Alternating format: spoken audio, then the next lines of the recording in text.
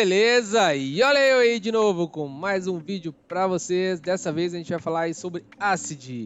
É uma letrinha que você vai ouvir aí bastante nas entrevistas, vai ouvir aí, vai ver, né? Na verdade, em alguns fóruns, algumas matérias aí na internet. Então, a gente vai entender aí o que seria essa letrinha, qual a importância dela e como aplicar ela na prática aí para vocês, beleza? Então, vamos lá. O ACID é uma sigla, né, que define os quatro pilares do ponto de vista de transação, ou seja, é um conceito que se refere às propriedades de transação de um sistema de banco de dados. Então, cada letra significa alguma coisa. Então, a gente tem a atomicidade, né, a consistência, o isolamento e a durabilidade. A atomicidade são as operações de uma transação, né, que só serão persistidas após o commit e se elas forem executadas com sucesso. Se derem falhas, então todas as operações de transação serão canceladas. Então, a gente vai abrir um bloco aí transacional, né? Vai fazer várias operações para este cliente, mandar pedido, não sei o que, várias coisas. Dando tudo certo, a gente vai confirmar essa transação e se caso alguma delas der problema, a gente vai fazer o rollback, né? Que é desfazendo todo o fluxo. Então esse é o conceito da atomicidade. A consistência, o que seria? São as transações devem respeitar as regras de integridade do banco de dados, como chaves primárias, chaves estrangeiras, dentre outros, persistindo apenas dados válidos. Então, é bem comum que você, quando for persistir alguma informação, né, principalmente se a gente estiver usando a framework, onde a gente passa um objeto completo, né, precisa garantir que os IDs das chaves estrangeiras, né, principalmente, existem, né. Então, vamos supor que a gente está persistindo um objeto cliente, né, e a gente tem lá um tipo de documento, que é um ENUM, vai de 1 a 3, então temos lá RG, CNH e passaporte. E a gente passa no objeto número 4. Então a gente está quebrando aí a regra, né? A gente está tentando persistir um valor não válido, então esse é o conceito da consistência. O isolamento, uma transação não pode sofrer interferência de uma transação concorrente, então a gente nunca vai ter um único usuário, né, persistindo dados no banco de dados, fazendo atualizações e consultas. Então a gente precisa trabalhar com transações isoladas e uma não pode afetar na outra. E durabilidade, quando uma transação é confirmada, né, os dados serão persistidos no banco de dados e podem ser recuperados. Então, a partir do momento que eu comitei esse dado, ele já pode ser consumido por uma outra fonte aí, né, seja uma transação, uma outra aplicação, alguma coisa nesse sentido. Então, é questão de a gente não prender a transação, né, e garantir que as pessoas consigam ler esse dado aí após a confirmação, que seria o commit, né. Então, cada banco ou é, o RM, né, tem o seu conceito de commit aí, mas é basicamente o ACID, né, que é essas quatro pilares, né, eles focam justamente nisso, a gente garantir aí que o conceito de transação seja bem executado. Eu fiz um exemplo aqui básico, onde a gente tem uma visão aqui mais ou menos dos quatro pilares dentro desse fluxo. Fiz uma tabelinha aqui, né, no SQL Server mesmo, banco relacional, abri o diagrama ali, dei um print para pegar essa visão para vocês. Então a gente tem a tabelinha aqui de produto e temos a tabela aqui de pedido, ambas estão relacionadas através do ID do produto, onde no meu pedido eu vou ter o ID do produto que eu estou vendendo, certo? Eu fiz uma procedure, né, uma procedure chamada SP vender. Então, dentro da procedure eu tenho alguns fluxos e dentre eles a gente consegue aplicar aí o nosso conceito do ACID, né? Bom, aqui eu tenho a questão do estoque, né, que eu mencionei, a verificação desse estoque, né, se ele está maior que zero, né, na verdade maior que a quantidade que eu estou querendo comprar.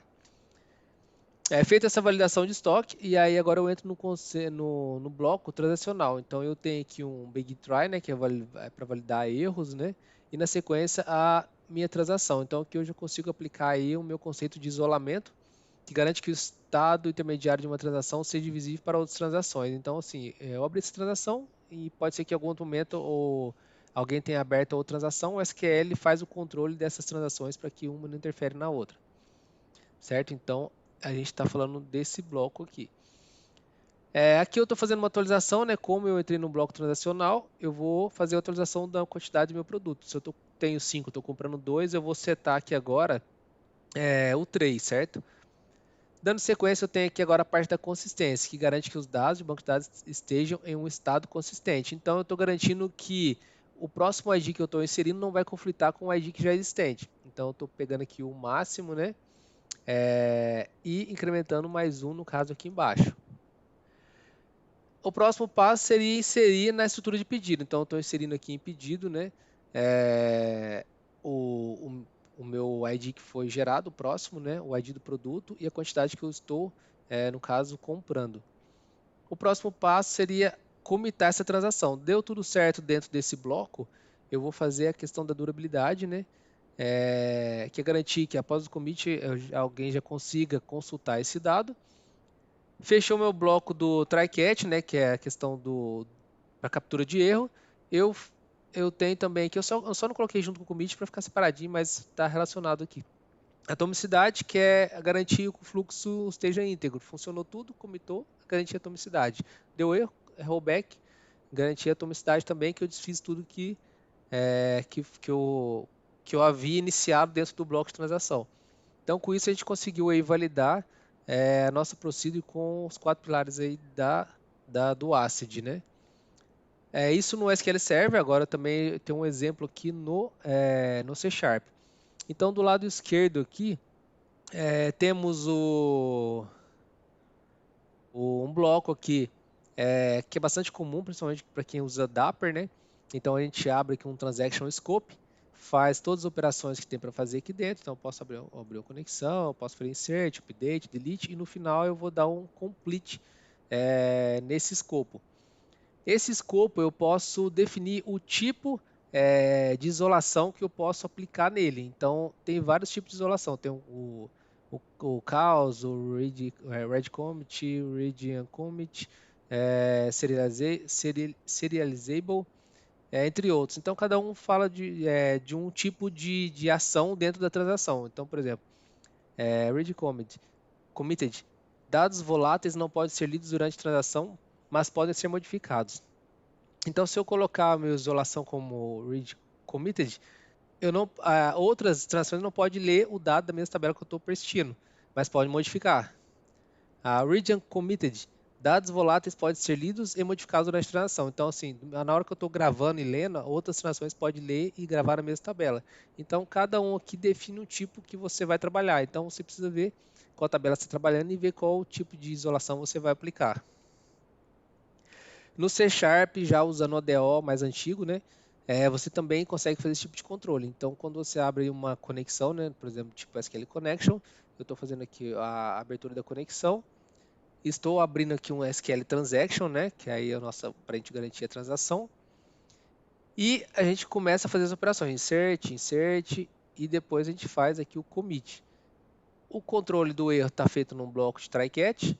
E se porventura der algum erro, a gente faz aí o rollback. Então, a gente tem também esse controle sem usar o Transaction Scope. Então, com isso, a gente garante a atomicidade. Então, a gente tem aqui a questão do commit, né? A integridade dos dados, inserindo valores. Aqui no caso, que nesse exemplo não tem, que eu peguei dessa própria site da Microsoft, mas a gente garantir que os IDs, principalmente da chave estrangeira, estão sendo persistidos. A leitura do dado após o commit ou através da isolação que você define, garante a durabilidade, né? E os demais itens aí que diz respeito ao ACID. E é isso, pessoal. Então é um conteúdo mais curto, mais autoexplicativo, para você entender aí como você trabalhar com a questão das transações aí na sua aplicação. Espero que você tenha curtido e dá aquela força pra gente aí, se inscrevendo e dando aquele like. Valeu!